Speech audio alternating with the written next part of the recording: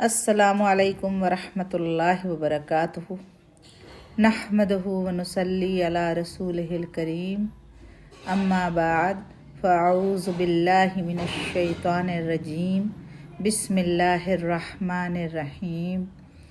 رب اشرح لی صدری ویسر لی امری واحلل عقدۃ من لسانی یفقہوا قولی۔ رب زدنی علما رب زدنی علما رب زدنی علما والحقنی بالصالحین۔ اللہم فقہنا فی الدین، اللہم فقہنا فی الدین، اللہم فقہنا فی الدین۔ آج میں انشاءاللہ اپنی بہنوں سے حضرت یسیرہ رضی اللہ تعالی عنہا کے بارے میں بات کروں گی۔ یسیرہ بنت صفوان بن نوفل بن اسد، یہ قریشی تھیں اور رسول اللہ صلی اللہ علیہ وسلم کی صحابیہ تھیں۔ جیسا کہ میں پہلے بھی بتا چکی ہوں کہ صحابیہ یا صحابی ان کو کہتے ہیں جو نبی صلی اللہ علیہ وسلم کے دور میں پیدا ہوئیں یا رہیں، یا ان کو دیکھا یا نہیں دیکھا، کہ اس ادوار سے جو گزریں ان کو صحابیہ یا صحابی کہتے ہیں۔ ان کے خاندان کے لوگوں نے اسلام قبول کیا تو یہ بھی مسلمان ہو گئیں، لیکن ایک طبقے نے ان کے اسلام کی شدید مخالفت کی اور انہیں تکلیفیں پہنچائیں۔ بقول امام شافعی کے ان کا شمار ان خوش قسمت حضرات میں ہوتا ہے جو سب سے پہلے مسلمان ہوئے اور ہجرت میں اولیت کا شرف حاصل کیا۔ نہایت صابرہ و شاکرہ و ضابطہ خاتون تھیں، تمام تکلیفیں خندہ پیشانی سے برداشت کیں اور سخت سے سخت مصیبت کی بھی پرواہ نہ کی۔ اسلام کی محبت ان کی ہڈیوں میں رچ بس چکی تھی اور اللہ و رسول کے احکام کی پیروی ان کا شب و روز کا معمول بن گیا تھا۔ حضرت صلی اللہ علیہ وسلم کی ذات گرامی ان کے نزدیک سب سے زیادہ لائق اعتنا اور شائستہ التفات تھی۔ جب حضرت کا اسم گرامی زبان پر آتا تو ادب و احترام کے تمام گوشے بیدار ہو جاتے اور الفاظ عزت و توقیر کے قالب میں ڈھل جاتے۔ حضرت کے بارے میں ان کے جذبات نہایت نازک تھے۔ آپ صلی اللہ علیہ وآلہ وسلم کے خلاف کوئی ادنا سے ادنا بات بھی سننا گوارا نہ تھا۔ آپ صلی اللہ علیہ وسلم کے وجود اقدس کو دنیا کی سب سے قیمتی متاع قرار دیتی اور آپ کے سوا اس عالم آب و گل کی تمام چیزوں کو ہیچ سمجھتی۔ آپ کے مقابلے میں کسی چیز کی قدر ان کے نزدیک نہیں تھی۔ رسول اللہ صلی اللہ علیہ وسلم کے اقربا و اعزا سے بدرجہ غایت الفت کا اظہار فرماتی۔ حضرت کے اہل بیت، دختران رسالت مآب صلی اللہ تعالی علیہ وآلہ وسلم اور ازواج مطہرات کی حد سے زیادہ توقیر کرتیں اور اس خاندان کے معزز ارکان کو تمام لوگوں پر، تمام کاموں پر ترجیح دیتی۔ اس باب میں ان کے نزاکت احساس کا یہ عالم تھا کہ ایک مرتبہ کسی نے حضرت صلی اللہ علیہ وآلہ وسلم کے اہل بیت کے ایک رکن کے بارے میں کوئی ایسی بات کہہ دی جو ان کے نزدیک اہانت کا پہلو لیے ہوئی تھی۔ اس پر سخت خفگی کا اظہار کیا اور سنتے ہی چہرہ سرخ ہو گیا اور فرمایا، تم کیسے مسلمان ہو اور کس قسم کے محب رسول ہو؟ آپ صلی اللہ علیہ وسلم کے اہل بیت کے بارے میں اس قسم کے خیالات کا اظہار کرتے ہو، تمہیں شرم آنی چاہیے۔ یہ تم نے ایک ایسا کلمہ کہا ہے جو حقیقت سے دور ہے اور اپنے اندر معصیت لیے ہوئے ہے۔ اس کے بعد حضرت کے اقربا و متعلقین کے فضائل و مناقب بیان کرنا شروع کیے اور اس شخص نے اللہ سے معافی مانگی۔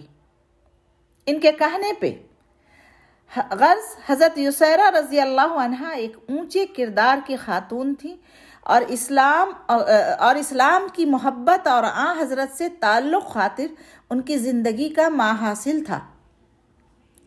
عادات و اطوار کے بارے میں ان کی دنیا بہت سارے لوگوں سے جداگانہ تھی، نہ ضرورت سے زیادہ بات کرتی، نہ کسی سے جھگڑتی اور نہ بے مقصد چیزوں میں وقت صرف کرتی۔ ان کا زیادہ وقت تلاوت قرآن، درس حدیث اور عبادت میں گزر ہوتا۔ تہجد لازماً پڑھتی تھیں اور رات کا اکثر حصہ عبادت میں گزارتیں، رو رو کر مسلمانوں کے لیے اور اسلام کے لیے دعائیں کرتیں کہ اللہ تعالیٰ ان کو برکت دے۔ خرچ اور لین دین کے سلسلے میں فراخ دست اور وسعت قلب کی مالک تھیں۔ مستحقین کی تلاش میں رہتیں، جو غریب اور مستحق نظر آتا اس کی امداد کو پہنچتیں خود سے۔ ان کا نقطہ نظر یہ تھا کہ دنیا کا یہ مال یہیں رہ جائے گا، جس طرح یہ دنیا فانی ہے اسی طرح اس کا مال و دولت بھی فنا پذیر ہے۔ یہاں کی کسی چیز کو ثبات اور دوام حاصل نہیں، اصل شے اللہ کی راہ میں خرچ کرنا اور اس کے بندوں کی خدمت کے لیے آمادہ و تیار رہنا ہے۔ حضرت صلی اللہ علیہ وسلم کے وصال سے مدینہ اور گرد و نواح کے تمام قبائل میں کوہرام بپا ہو گیا تھا اور ہر شخص حیران و پریشان تھا۔ حضرت یسیرہ رضی اللہ تعالی عنہا کی اس وقت عجیب کیفیت تھی۔ یہ انتہائی غم و آلام میں مبتلا اور حزن و ملال کی گہرائیوں میں ڈوبی ہوئی تھیں۔ نہ کسی سے بات کرتیں، نہ کسی سے یہ سننا گوارا کرتیں کہ نبی کریم صلی اللہ تعالی علیہ وآلہ وسلم کا انتقال ہو گیا ہے۔ بلا شبہ اس دن اسلام کا نیر درخشاں غروب ہو گیا تھا۔ یوں معلوم ہوتا تھا کہ پوری دنیا پر تاریکیوں کے بادل چھا گئے ہیں اور دلوں کی حالت دگرگوں ہو گئی ہے۔ رسول اکرم صلی اللہ علیہ وآلہ وسلم کی ذات اقدس کو اللہ کی طرف سے تمام فضائل و مناقب سے نوازا گیا تھا، اور آپ صلی اللہ علیہ وسلم کی ذات میں خدائے واحد نے ہر قسم کے محاسن جمع کر دیے تھے۔ دنیا سے آپ کا تشریف لے جانا صحابہ کے نزدیک بہت بڑے صدمے کا باعث تھا۔ وہ یہ سمجھتے تھے کہ اب تک ہم فتح و نصرت سے ہمکنار ہوتے رہے ہیں اور اللہ ہمارا معاون و مددگار رہا ہے۔ آئندہ معلوم نہیں ہم پر کیا گزرنے والی ہے اور ہم کس قسم کے حالات سے دوچار ہونے والے ہیں۔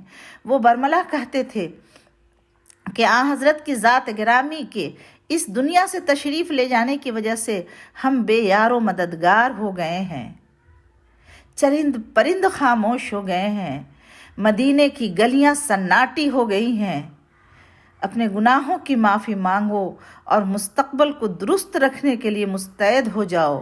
آنے والا وقت گزرے ہوئے وقت کی بنسبت انتہائی کٹھن ہے۔ جو لوگ اللہ کے رسول کے زیادہ قریب رہے ہیں ان کی صحبت اختیار کرو اور اپنے آپ کو مضبوط اور مستحکم بنانے کی کوشش کرو۔ حضرت یسیرہ رضی اللہ تعالیٰ عنہ سے حضرت صلی اللہ علیہ وسلم کی 11 احادیث مروی ہے، پھر ان کے تلامذہ کا حلقہ اچھا خاصا ہے۔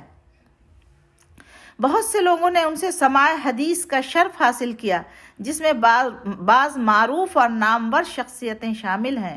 مردوں میں سے حضرت عبداللہ بن عمرو بن عاص، عروہ بن زبیر، مروان بن حکم، حضرت سعید بن مسیب اور حمید بن عبد الرحمن بن عوف رضی اللہ عنہم کے اسماء گرامی قابل ذکر ہیں، اور عورتوں سے ام کلثوم بنت عقبہ بن ابی معیط رضی اللہ عنہا کا اسم گرامی شامل ہے۔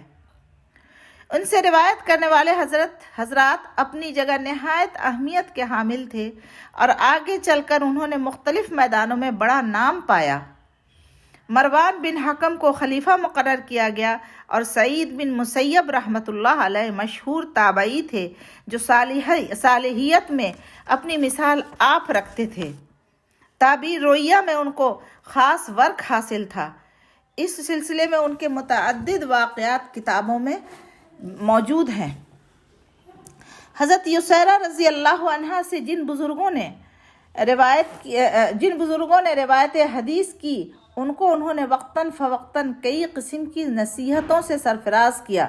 مثلاً مروان بن حکم سے کہا، مروان، یہ دنیا عارضی ہے، اس کا ساز و سامان تو بے شک ترقی کرے گا اور اس میں روز افز و اضافہ ہوگا، لیکن لوگ ختم ہوتے جائیں گے۔ جو گروہ اس سطح عرض پر نمودار ہوگا اپنے نقوش و اثرات چھوڑ کر فنا کی وادی میں روپوش ہو جائے گا۔ یہاں نہ حاکم رہے گا، نہ محکوم، نہ رعیت رہے گی، نہ رائی۔ سب لوگ اس دنیا کی رعنائیوں اور خوبصورتیوں کو خیر بات کہہ کر سفر آخرت اختیار کر لیں گے۔ آخرت میں صرف وہی چیزیں کارآمد ثابت ہوں گی جو اللہ کی رضا جوئی کے لیے کی جائیں گی اور جن میں لوگوں کی خدمت کا جذبہ کار فرما ہوگا۔ اللہ سے ڈرو اور اس کے بندوں کی بھلائی کا خیال رکھو۔ یہ بات انہوں نے مروان بن حکم سے کہا تھا، اور حضرت سعید بن مسیب رحمۃ اللہ علیہ سے فرمایا تھا، معلوم ہوتا ہے تم اللہ کے دین کی خدمت کے لیے پیدا کیے گئے ہو۔ اللہ کی رضا جوئی مطلوب ہے تو اس کے لیے رسول اللہ صلی اللہ علیہ وآلہ وسلم سے محبت اور آپ صلی اللہ علیہ وسلم کی اطاعت اولین شرط ہے۔ جس کام میں اخلاص اور اللہ کا خوف نہ ہوگا وہ رائیگاں جائے گا۔ ہر عمل میں مخلصانہ جذبات اور نیت کی صفائی ضروری ہے۔ جن لوگوں کے سامنے رسول اللہ صلی اللہ علیہ وسلم کی حدیث بیان کرو انہیں اعمال حسنہ کی تاکید کرو اور سچائی و دیانت کے فوائد سے آگاہ کرو۔ جو شخص سچ بولتا ہے اور لوگوں کے مال میں خیانت سے اجتناب کرتا ہے وہ ہمیشہ اللہ کی حفاظت اور اعانت میں رہتا ہے۔ یاد رکھو، اصحاب صحیح حدیث کے لیے اصحاب صدق ہونا ضروری ہے، یعنی سچا ہونا، تابعدار ہونا، نبی کریم صلی اللہ علیہ وسلم کی بتائے ہوئے راستوں پہ چلنا ضروری ہے۔ حضرت یسیرہ رضی اللہ تعالی عنہا کی وفات کا صحیح تاریخ کا علم تو نہیں ہے، البتہ ان کے جو حالات تاریخ دیگر کتابوں میں مذہبی دیگر کتابوں میں جو مذکور ہیں ان سے پتہ چلتا ہے کہ ان کی وفات حضرت امیر معاویہ رضی اللہ تعالی عنہ کے عہد میں مدینہ منورہ میں ہوئی۔ ان میں سے ایک یہ حدیث مروی ہے جس میں وہ کہتی ہیں کہ رسول اللہ صلی اللہ علیہ وسلم نے ہم سے فرمایا، سبحان اللہ اور لا الہ الا اللہ اور سبحان الملک القدوس یا سبوح یا قدوس ربنا ورب الملائکۃ والروح پڑھنے کو اپنے آپ پر لازم قرار دے لو۔ اسے انگلیوں پر شمار کرو، اس لیے کہ انگلیوں سے پوچھا جائے گا، انگلیاں یہ جواب دیں گی۔ اس میں غفلت نہ کرنا ورنہ اللہ کی رحمت تمہیں بھلا دے گی۔ یہ حدیث ترمذی اور ابو داؤد میں موجود ہے۔ اللہ رب العزت سے دعا ہے کہ اللہ تعالی ہم سبوں کو اس راستے میں قبول کر لے اور ہم سبوں سے راضی ہو جائے۔ اللہ تعالی حضرت یسیرہ بنت نوفل پر اللہ رب العزت اپنی رحمتوں کی بارش کرے اور ان کے تمام تر محبتوں کو اللہ تعالی قبول فرما کر انہیں جنت الفردوس میں اعلیٰ و عرفہ مقام عطا فرمائے اور ہمیں ان کے راستے پر چلنے کی توفیق بخش دے۔ وآخر الدعوانی الحمد للہ رب العالمین۔ السلام علیکم ورحمۃ اللہ وبرکاتہ۔